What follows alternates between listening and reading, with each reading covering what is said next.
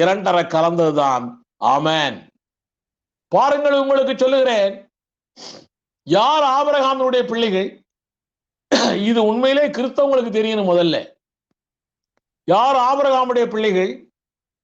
கலாத்தியர் 3:7 சொல்லுகிறது, வாசிக்கிறேன்.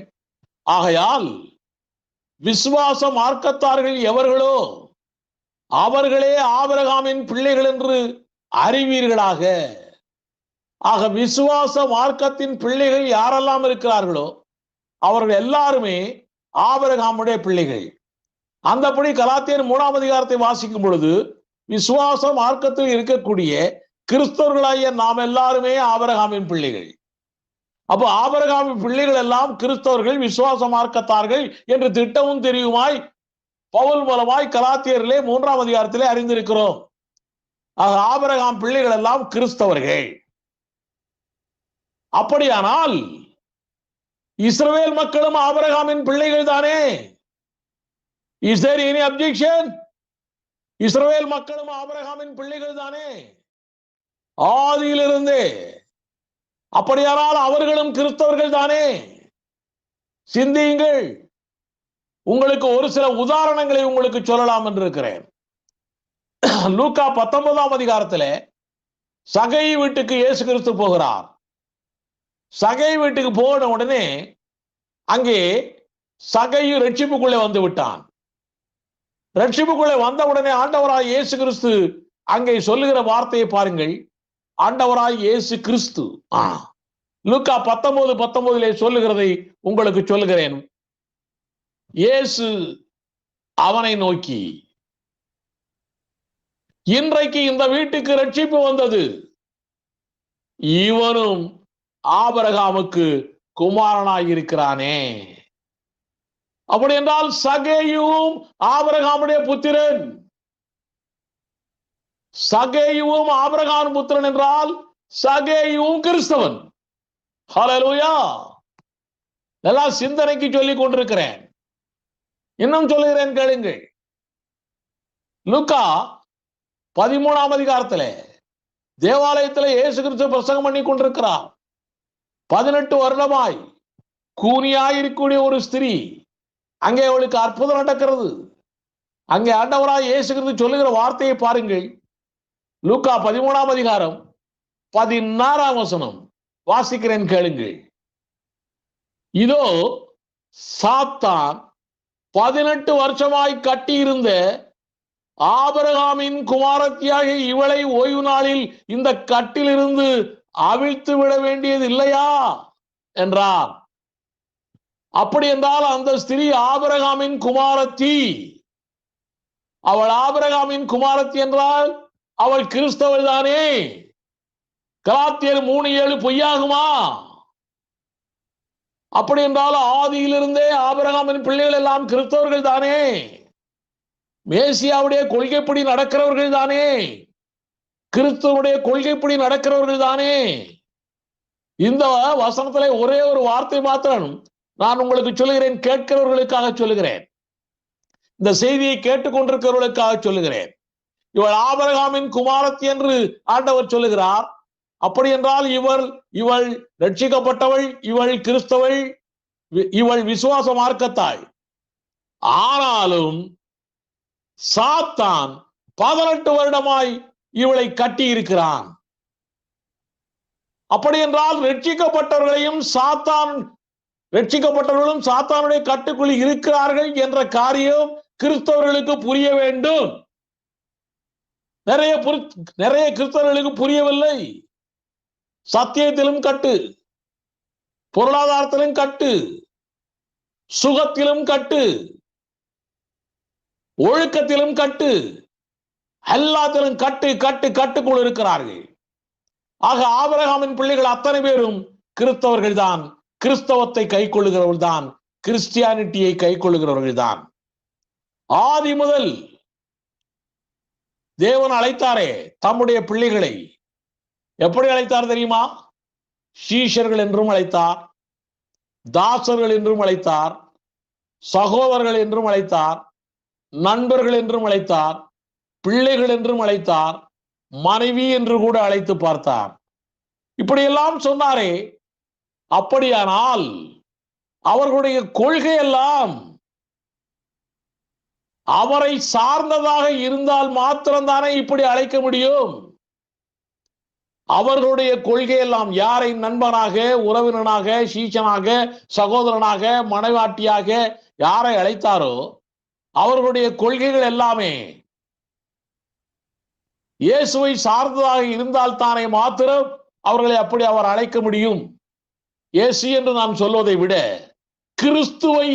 கிறிஸ்துவின் கொள்கையை சார்ந்தவர்களாக இருந்தால் தானே, மேசியாவுடைய கொள்கையை சார்ந்தவர்களாக இருந்தால் தானே, வார்த்தையாகிய தேவகுமாரனுடைய கொள்கையை சார்ந்தவர்களாக இருந்தால் தானே அப்படி அழைக்க முடியும்.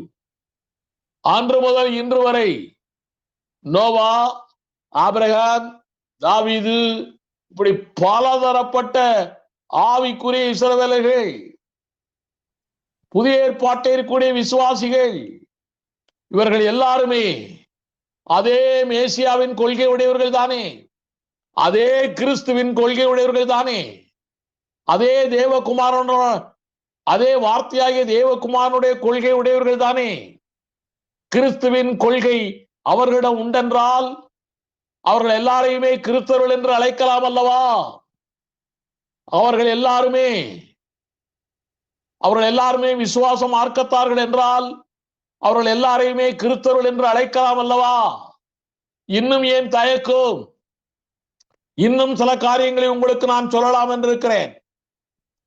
மெல்கிசேதேக்கின் ஆசாரிய முறைமை இயேசுவுக்கு பிற்பாடு நமக்கு வந்திருக்கிறது என்று பவுல் எபிரேயர் 7 முதல் எழுதி கொண்டிருக்கிறார். இந்த முறை ஆதியாகமம் 14 இருக்கிறது. அப்படி என்றால் அன்றே கிறிஸ்தவம் இருந்திருக்கிறதே. ஹல்லேலூயா. பவுல் எழுதுகிறார், கிறிஸ்துவுக்கு பிற்பாடு எபிரேயர் 7 எழுதுகிறார், மெல்கிசேதேக்கு முறைமை வந்துவிட்டது, ஆசாரியத்துவ முறைமை போய்விட்டது என்று. அன்றைக்கே ஆபிரகாம் காலத்திலேயே மெல்கிசேதேக்கு முறைமை இருந்தது என்று சொன்னால் அப்பொழுதே கிறிஸ்தவம் இருந்திருக்க வேண்டும் அல்லவா? புறஜாதிக்காரன் பீலேயாம், அவனை தீர்க்கதரிசியாய் தேவன் அபிஷேகம் பண்ணி இருக்கிறாரே. அப்படியானால் அன்றைக்கே வார்த்தையாகிய கிறிஸ்து புறஜாதிகளுக்குள்ளும் வெளிப்பட்டிருக்க வேண்டும் அல்லவா? சிந்தியுங்கள். இன்னொரு காரியத்தை உங்களுக்கு சொல்லுகிறேன். ஆதியாகமம் 11ஆம் அதிகாரத்திலே பாபேல் கோபுரத்துக்கு பிற்பாடுதான் மொழி, நாகரிகம், இனம், பண்பாடு, தெய்வ கொள்கைகள் இதெல்லாம் மாறின. பாபேல் வரைக்கும், ஆதாம் முதற்கொண்டு பாபேல் வரைக்கும் ஒரே தெய்வீக கொள்கைதான், வேறு மாற்று கொள்கையே இல்லை. பாபேலுக்கு பிற்பாடுதான் மொழி மாறியது, நாகரிகம் மாறியது, இனம் மாறியது, பண்பாடு மாறியது, தெய்வ கொள்கைகள் மாறின. அதற்கு முன்னாலே ஒரே வார்த்தையாகிய தேவகுமாரனாகிய கிறிஸ்துவின் கொள்கைதான் இருந்தது. அந்த தேவனாகிய கர்த்தர், அந்த தூதனானவர், அந்த தேவனாகிய கர்த்தராகிய கிறிஸ்து, அவர்தான் அவர்களோடு சஞ்சரித்து அவர்களை நடத்தி கொண்டு போனார். அவர்தான் அவர்களுக்கு பிரமாணங்களை எல்லாம் கொடுத்து நடத்தி கொண்டு போனார். ஆக கிறிஸ்தவன் அப்பொழுது கிறிஸ்தவன் இருந்து கொண்டிருந்தது, கிறிஸ்தவ கொள்கை தான் இருந்தது. அதற்கு பிற்பாடு, பாபேல் கோபுரத்துக்கு பிற்பாடு வாழ்ந்த நீதிமான்கள் ஏராளம் உண்டு. அந்த நீதிமான்களும் அதே பழைய கிறிஸ்து, மேசியா, வார்த்தையாய் தேவகுமாரன், தேவனுடைய தூதனானவர், அவருடைய கொள்கைப்படியே தான் அப்படியே அவர்களும் வாழ்ந்திருக்கிறார்கள். அந்த வழியிலேதான் இயேசு மனுஷகுமாரனாய் இந்த பூமிக்கு வந்தார். ஆக ஆதி முதலான தேவ பிள்ளைகள் எல்லோருமே கிறிஸ்தவத்தை, கிறிஸ்டியானிட்டியை கை கொண்டவர்கள், கிறிஸ்தவத்தை உடையவர்கள் தான் என்று திட்டமும் தெளியுமாய் நாம் சொல்ல முடியும். இந்த வேதம் அப்படித்தான் நமக்கு சொல்லிக் கொடுக்கிறது. நோவா வரைக்கும் எந்த ஒரு பிரிவுகளே இல்லை, தெய்வீக பிரிவுகளே இல்லை. கிட்டத்தட்ட 2500 ஆண்டுகள் வரை எந்த ஒரு பிரிவுகளும் இல்லை என்ற ஒரு காரியம் நமக்கு தெரிய வேண்டும். ஒரே தேவன், வார்த்தையாகிய தேவகுமாரனாகிய மேசியாவாகிய கிறிஸ்து, தூதனானவர் என்ற பெயரிலே அவர்களோடு உலாவிக் கொண்டிருந்தவர். அவருடைய கொள்கைதான் அங்கே போய் கொண்டிருந்தது. அவர்கள் எல்லாரும் விசுவாச மார்க்கத்தார். அவர்கள் எல்லாரும் விசுவாச மார்க்கத்தார் என்றாலே அவர்கள் கிறிஸ்தவர்கள் தான். வழிமுறைகள், பண்டிகைகள் எல்லாமே கிறிஸ்துவாகிய மேசியாவுக்கு நிழல் தானே.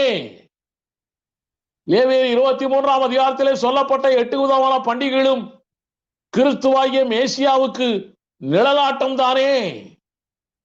அந்த கிறிஸ்துவுடைய கொள்கை, மேசியாவுடைய கொள்கைப்படிதானே அவர்கள் செயல்பட்டிருக்கிறார்கள். இதை யாரும் சிந்திக்கிறது இல்லையா? அந்த நிழலில் செயல்பட்டவர்கள் நிஜமாகிய கிறிஸ்துவின் கொள்கைக்காரர்கள் தானே. இவர்கள் தானே எபிரேயர் 11 இருக்கக்கூடிய பரிசுத்தவான்கள். நியாயப்பிரமாணம் முழுவதுமே வார்த்தையாகிய தேவகுமாரனாகிய கிறிஸ்துவாகிய மேசியாவின் வார்த்தைகள் தானே. அப்போஸ்தலர் 7ஆம் அதிகாரம் 53ஆம் வசனம், யோவான் 5:39, 2 தீமோத்தேயு 3:16, 17, இப்படி பல வசனங்களை வாசிக்கலாம். இதுல 2 வசனங்களை வாசித்து காட்டுகிறேன், பாருங்கள். யோவான் 5:39, வேத வாக்கியங்களை ஆராய்ந்து பாருங்கள். அவைகளால் உங்களுக்கு நித்திய ஜீவன் உண்டென்று எண்ணுகிறீர்களே, என்னை குறித்து சாட்சி கொடுக்கிறவர்கள் அவைகளே. வேத வாக்கியம் முழுவதும் கிறிஸ்துவை பற்றிதான், மேசியாவை பற்றிதான், இயேசுவை பற்றிதான். ஆமென். 2 தீமோத்தேயு 3ஆம் அதிகாரம் 16, 17 வாசிக்கிறேன், கேளுங்கள். வேத வாக்கியங்கள் எல்லாம் தேவ ஆவியினால் அருளப்பட்டிருக்கிறது. தேவனுடைய மனுஷன் தேறினவனாகவும் எந்த நற்கிரியும் செய்ய தகுதி உள்ளவனாகவும் இருக்கும்படியாக அவைகள் உபதேசத்துக்கும், கடிந்து கொள்ளுதலுக்கும், சீர்திருத்தலுக்கும், நீதியை படிப்பிக்கிறதுக்குமே பிரயோஜனம் உள்ளதாய் இருக்கிறது. ஆக இதெல்லாம் யாராலே அருளப்பட்டிருக்கிறதாம்? தேவ ஆவியினாலே அருளப்பட்டிருக்கிறது. இதை பற்றி இன்னும் கொஞ்சம் விளக்கமாய் உங்களுக்கு சொல்லலாம் என்று இருக்கிறேன். தேவ ஆவியினால் அருளப்பட்டிருக்கிறது. அந்த வார்த்தை தேவ ஆவியானவர் கொடுத்த வார்த்தை. வேத வாக்கியங்கள் முழுவதும் 66 புத்தகங்களும் தேவ ஆவியானவரால் அருளப்பட்டது. அதில் உள்ள அத்தனை வார்த்தைகளும் எப்படி அவர் தருகிறார் தெரியுமா? யோவான் 16ஆம் அதிகாரம் 14, 15 வசனங்களை வாசிக்கிறேன், கேளுங்கள். யோவான் 16ஆம் அதிகாரம் 14, 15 முக்கியமான வசனம் இது. அவர் என்னுடையதில் எடுத்து, அவர் என்றால் பரிசுத்த ஆவியானவர், இங்கே என்னுடையதில் என்றால் இயேசு கிறிஸ்து.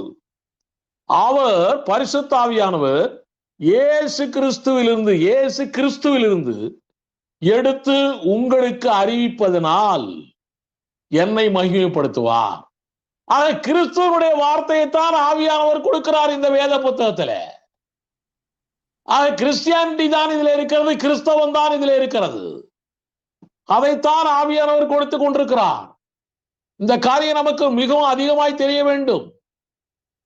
பாருங்க, அவர் என்னுடையதை எடுத்து உங்களுக்கு அறிவிப்பதனால் என்னை மகிமைப்படுத்துவார். பிதாவினுடையவைகள் யாவும் என்னுடையவைகள். பிதா கிட்ட இருந்து இவர்கிட்ட வருது, கிறிஸ்து கிட்ட வருது. பிதாவினுடையவைகள் யாவும் என்னுடையவைகள், அதனாலே அவர் என்னுடையதிலிருந்து எடுத்து உங்களுக்கு அறிவிப்பார் என்றேன். ஆக ஆவியானவரால் எழுதப்பட்ட அத்தனை வசனங்களும் கிறிஸ்தவம், கிறிஸ்துவனுடைய வார்த்தை, கிறிஸ்டியானிட்டி. இதை கை கொள்ளுகிற அத்தனை பேரும் ஹல்லேலூயா கிறிஸ்தவர்கள் தான், கிறிஸ்டியானிட்டி தான். இது நிறைய நமக்கு தெரிந்திருக்க வேண்டிய கட்டாயத்தில் இருக்கிறோம். ஒரு முக்கியமான காரியத்தை உங்களுக்கு